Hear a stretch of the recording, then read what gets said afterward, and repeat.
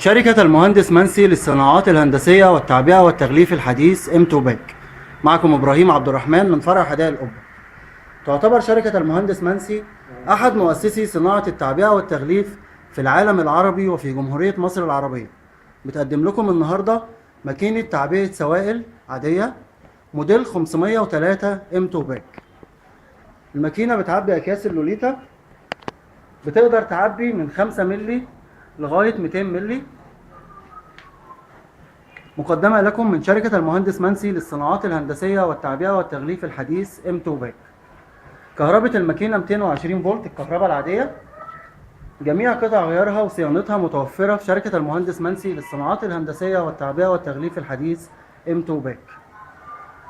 ده البي ال سي لوحة التحكم الرئيسية للماكينة كلها. ومن هنا دول السخانات الأفقي والرأسي. السخان دوت بتاع الفك الكبير اللي هو الرأسي، السخان اللي جنبه بتاع الفك الأفقي. الماكينة بتطلع أكياس سنتر سيلينج، أكياس ملحومة من فوق ومن تحت في الوسط زي ما حضراتكم شايفين. مقدمة لكم من شركة المهندس منسي للصناعات الهندسية والتعبئة والتغليف الحديث ام2باك.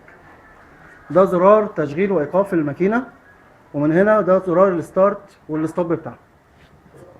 من هنا بعبي المواد عن طريق الأدوس دوت، بحط فيه المواد، ومن هنا ببتدي أشغل المواد، أنزلها أو أوقفها. المواد بتنزل عن طريق الجرافيتا ديت وفي الكيس وبتلحم. طول الفك الرأسي 32 سم والأفقي 10 سم، وممكن أعدل فيهم زي ما حضرتك تحب. مقدمة لكم من شركة المهندس منسي للصناعات الهندسية والتعبئة والتغليف الحديث ام2باك. هبتدي أعمل تجربة عملية. هشغل.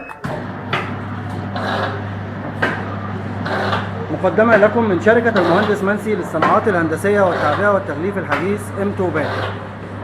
الماكينة بتقدر تعمل من 30 لغاية 70 كيس في الدقيقة. مقدمة لكم من شركة المهندس منسي للصناعات الهندسية والتعبئة والتغليف الحديث ام2باك. كان معكم إبراهيم عبد الرحمن من فرع حدائق القبة.